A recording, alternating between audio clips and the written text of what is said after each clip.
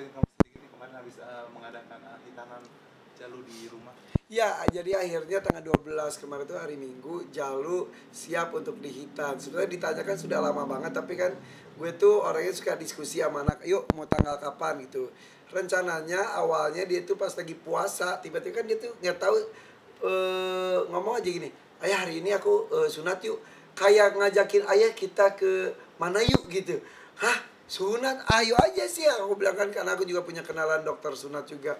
Tapi kan pikir-pikir saat itu kita Idul Fitrinya mau sambil umroh.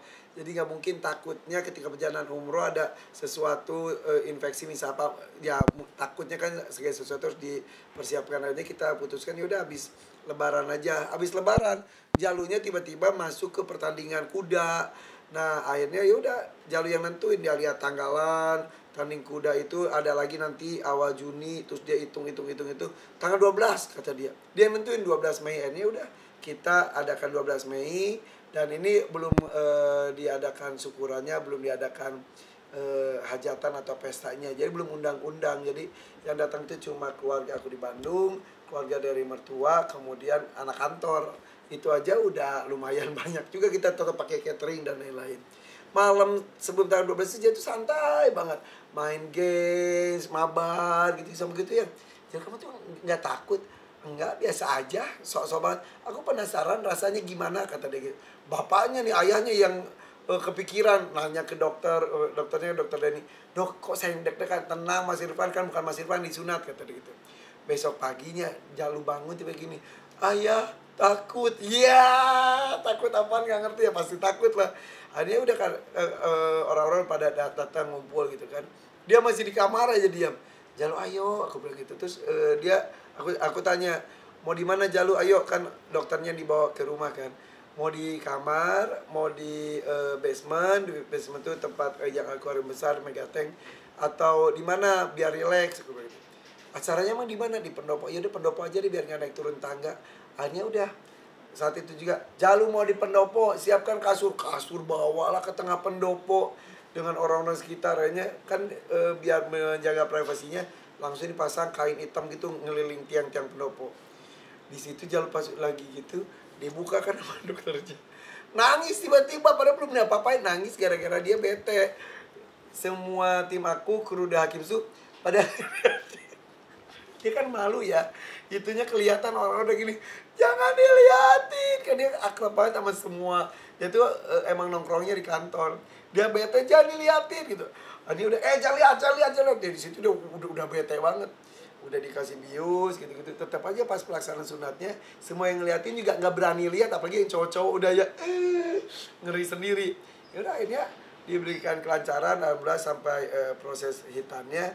Dan yang menakjubkannya lagi, baru berapa jam sore hari dia udah naik sepedahan, naik otopet, terus alhamdulillah sholat juga udah bener gitu. Terus yang lucu sebelum itu terjadi semuanya gini, ayah pengen pipis.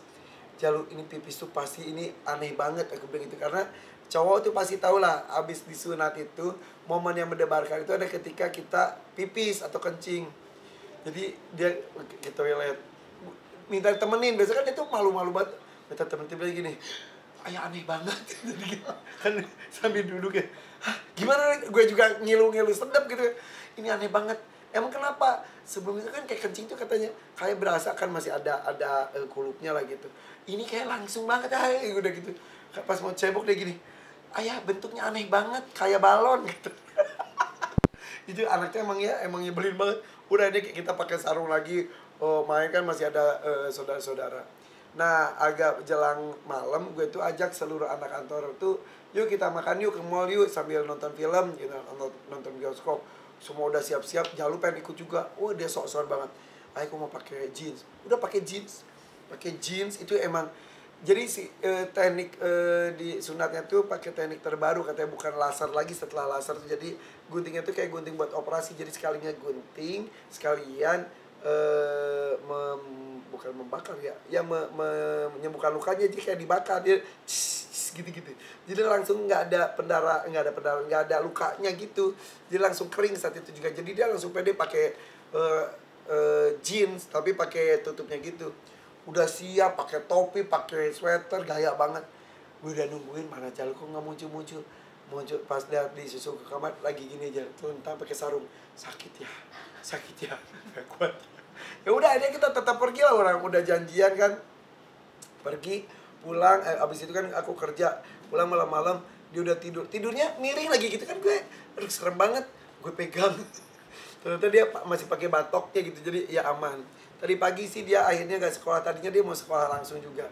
Dia mah apa-apa ngomong gini, kan boleh kan, aku berenang boleh gak? Enggak, aku berkuda boleh, jangan dong berkuda kan, jig gitu. Terus akhirnya, sepeda jangan, udah bisa, akhirnya sepeda iya itu ya. Akhirnya tadi aku nasihatin Jalu, itu tuh kan baru dipotong, itu apa sih ada saluran darahnya atau apalagi kan, baru itu takutnya pecah lagi atau apa, aku so taunya gitu, takutnya intinya takut luka lagi. Akhirnya hari ini kayaknya dia full istirahat, gue belum pulang nih dari pagi, mudah-mudahan baik-baik saja. Insya Allah sih baik-baik saja. Oke kok. Katanya benar sih, katanya setelah ini akan ada pergelaran hajatan besar-besaran nih. Itu kata siapa ya, tapi intinya sih banyak orang yang kok nggak ngundang-ngundang. Jadi ini tuh sudah booking satu tempat untuk mengundang teman-temannya Jalu pastilah. Terus teman-teman gue juga, saudara-saudara, satu tempat yang insya Allah semua orang akan happy di tempat itu gitu. Jadi dan juga rencananya kan kalau Sisingaan itu udah umum banget. Gue pengen pakai itu kuda renggong, itu khas Jawa Barat juga. Udah dapat linknya juga, dan Jalu juga kan lagi suka berkuda, dan dia kuda kok bisa nari, iya ini dari Jawa Barat, mudah-mudahan bisa melibatkan kuda renggong juga gitu. Jadi ya lihat nantilah. Baik yang ngomong katanya bikin 3 hari 3 malam kesenian Sunda dan lain-lain, aduh nggak gitu-gitu banget.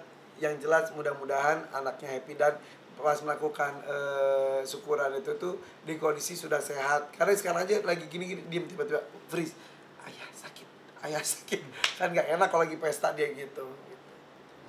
Dikasih ini nggak sih, ada permintaan gift gitu? Enggak, tapi dia tuh kemarin tuh minta sepeda listrik. Sepeda listrik tuh ya karena dia kalau berkuda itu dari satu kandang ke kandang lain atau lagi itu tuh suka pakai sepeda, dia suka pinjam punya kakaknya. Lagi belajar juga pakai sepeda listrik gitu.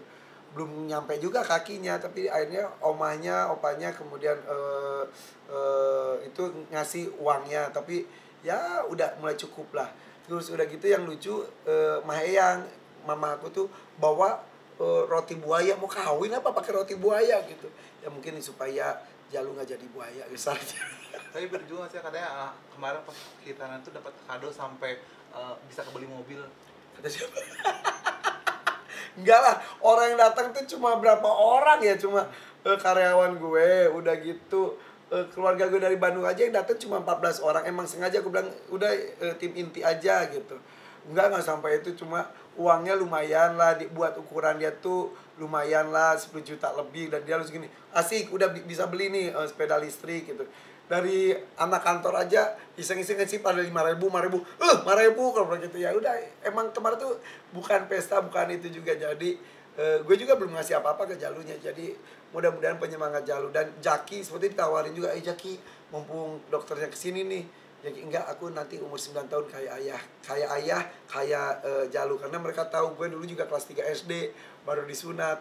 Jalu ngikutin, sekarang Jaki juga ngikutin. Ya mudah-mudahan lah semuanya diberikan kelancaran. Amin. Nah, soal berkuda ini awal mulai gimana sih, siapa sih yang meracuni kok bisa ini? Oke, kalau berkuda di keluarga gue tuh alhamdulillah semuanya pada hobi berkuda. Ini olahraga sunnah juga kan ya. Jadi dari dulu karena gue itu juga hobi dengan binatang, suka dengan binatang, jadi nyari kegiatannya tuh yang ada hubungannya dengan binatang. Nah akhirnya olahraga berkuda lah yang gue perkenalkan ke anak-anak gue. Dari 5 tahun lalu kita udah mulai berkuda juga, dari Aisyah, Rakana, Raina, si kembar, kemudian Jalu, nah sekarang juga Jaki. Tapi baru kali ini ternyata dari hobi itu jadi bukan profesi sih ya, jadi prestasi justru. Jadi Aisyah alhamdulillah tahun ini insya Allah membawa nama baik salah satu provinsi di Indonesia untuk nanti berlaga di PON di 2024 ini di Sumatera Utara dan Aceh untuk kelas jumping. Kemudian Jalu juga ini salah satu rising star di dunia atlet kuda. Jadi 9 tahun tapi prestasinya alhamdulillah beberapa kali pertandingan selalu naik podium. Kemudian Rakana Raina juga dua-duanya juga berkuda di pondoknya. Nah kemudian si Jaki nih, Jaki sekarang udah mulai berkuda juga. Jadi Jaki itu kemarin tuh sudah mulai naik kuda tinggi tanpa dipegang. Ini ada dikirim videonya benar ya. Jadi pas kemarin itu dia tuh nih. Dan ini kuda tinggi banget. Dan ini dia nggak dipegang sama orang, dia udah bisa kiri kanan lurus. Segini aja udah luar biasa loh. Ini perlu keberanian banget, dan dia udah ngomong katanya mau belajar kuda dengan serius nih. Keren. Itulah. Nah, berkuda ini kan dikenal sebagai olahraga yang mahal ya. Ya. Gimana tuh Ya, budget-budgetnya? jadi berkuda itu olahraga yang sangat melelahkan, karena yang berkudanya itu tidak hanya orangnya, kudanya juga olahraga. Jadi kalau punya kuda itu ya, apalagi kuda untuk prestasi ya, dilatih juga kudanya itu jadi atlet juga. Jadi dia tuh makanannya dijaga, kesehatannya dijaga, setiap harus gerak. Dia ada larinya juga, si kudanya tuh larinya juga nggak sembarang, harus ada ritmenya dan lain-lain. Apalagi kalau udah masuk jumping dan lain-lain. Jadi kalau berkuda itu, yang berjuang itu manusianya dan kudanya, dan itu harus sejiwa, istilahnya nyambung banget chemistry-nya. Dan sekarang di rumah gue juga ada kuda juga. Di rumah gue ada 3 ekor kuda mini, karena beranak jadi tiga. Dan gue baru sadar gue tuh total sudah ada 13 kuda aja. 3 kuda kecil di rumah, 10 kuda lainnya ada di 3 tempat. Ada yang kuda prestasi, ada juga kuda yang baru masih anak-anak, ada ABG, ada juga yang orang tua. Yang seorang tua itu namanya si Kumbang, itu tunggangan gue. Kalau Aisyah itu megang 4 kuda. Ada siapa aja ya, Jedina, Dynasty Sword, Victory, dan Himalaya. Kalau Jalu tuh pegang 3 kuda. Siapa aja ya, Black, siapa lagi ya, Kado, apa siapa gitu ya. Pokoknya ada, totalnya ada 10 buat berprestasi. Satu lagi yang si Patua itu Kumbang, udah itu mah istirahat aja, makan aja kayak bapaknya, kayak gitu. Jadi kalau disebut olahraga mahal, ya bisa iya bisa enggak. Kalau karena berkuda itu tidak selamanya harus punya kuda. Jadi bisa pakai kuda orang, bisa pakai kudanya klub atau ya stablenya. Yang jadi mahal itu ketika kudanya kuda sendiri. Kenapa mahal? Karena kan kita harus sewa kandang, bayar pelatih, makanan, dokter, dan segala macamnya. Jadi itu perlu dana sangat besar. Tapi ya insya Allah kan kalau diniatkannya juga buat ibadah, diniatkannya juga buat olahraga, insya Allah akan ada kebaikan juga gitu. Itu harga kuda tuh range-nya berapa sih, A? Beda-beda. Startnya? Beda-beda. Jadi kayak mobil lah, mobil kelas mana ya beda-beda. Ya range-nya tuh dari kalau sekarang tuh dari puluhan sampai ratusan, sampai ada yang miliaran juga ada sebetulnya. Tapi saya tidak punya yang miliaran gitu. Ada yang kuda poni itu ya? Nah kalau kuda poni itu, kuda kecil itu itu mah kuda peliharaan, paling bisa dinaikin juga itu buat jaki gitu. Dan kuda poni gue itu lucu banget nih, kayak gue tampilin di Instagram gue. Gue tuh dan tiap sehari itu bisa harus 2 kali harus harus diajak jalan nih. Ini anak kuda gue namanya si Fitri, karena ini lahirnya pas Idul Fitri ya, namanya si Fitri, P3 Fitri ya gitu. Itu jadi itu 3 kuda di rumah juga kan didampingi dokter hewan sendiri, ada pengurusnya sendiri, groomernya sendiri gitu. Jadi ya groomer tuh yang ngurus segala macamnya lah, mandinya dan lain-lain gitu. Itu berapaan budgetnya ngurus itu? Nggak usah hitung-hitungan kalau sama binatang, kok buat gue nggak bisa sebutin juga. Gue juga nggak tahu kok budgetnya berapa, tapi ya disediakan budget yang cukup, tidak hanya untuk kuda tapi buat binatang-binatang lainnya juga. Terus susah nggak sih, ngurus kuda? Kan banyak hewan-hewan Ya, lainnya. sebetulnya ngurus kuda itu ya sama dan ngurus yang lainnya juga ada ilmunya. Kayak kuda itu kan nggak boleh makan rumput yang terlalu basah, bisa kembung. Kalau kembung itu kolik, itu bisa mematikan. Kandangnya harus pakai serbuk kayu atau jerami. Kemudian juga sehari 2 kali, pagi sama sore itu harus diajak jalan. Kemudian ya makannya juga, mandinya seminggu berapa kali, apalagi kalau udah olahraga harus mandi. Ya harus detail lah, tidak hanya kuda, kan di rumah juga ada sapi, ada burung unta, ada emu, ada merak, ada ikan, burung dan lain sebagainya. Semuanya perlu ilmu, semuanya perlu penanganan khusus. Makanya di rumah juga alhamdulillah sudah ada satu dokter hewan yang mengurus, dan juga ada kurang lebih 10 kiper. Kiper itu ada yang pengurus hewan. 10 orang ya khusus untuk bekerja fokus di binatang seperti itu. Itu ratusan ada kali ya. Enggak sebut harga. Saya nggak pernah mau menyebutkan harga. Nah itu kalau jenis kuda nih, kuda yang paling unik tuh atau mungkin ada jenis kuda yang langka nggak sih ya? Ada satu kuda gue tuh ini gue tuh ada beberapa kali dikasih kado dalam bentuk kuda, jadi sebutnya kado kuda. Bahkan ada satu kuda gue kasih namanya kado, si kado namanya Rambo, jadi kado Rambo. Nah si kado ini tuh ternyata gue baru tahu, ada orang lihat terus gini, wih ini kuda Rasulullah katanya. Jadi ada ciri-ciri kuda Rasulullah tuh ada di kuda gue, si kuda kado. Jadi warnanya tuh coklat kemerahan gitu. Terus kemudian di sininya ada putih, beres putih gitu. Terus kakinya itu di ujung-ujungnya tuh ada putih. Kecuali yang kanan, kalau nggak salah, kalau nggak kanan kiri, lupa kanan kalau nggak salah. Jadi putih, yang ininya nggak putih. Nah itu kado banget. Gue lihat sejarahnya, ternyata bener ciri-cirinya tuh itu banget, dan katanya langka, agak jarang.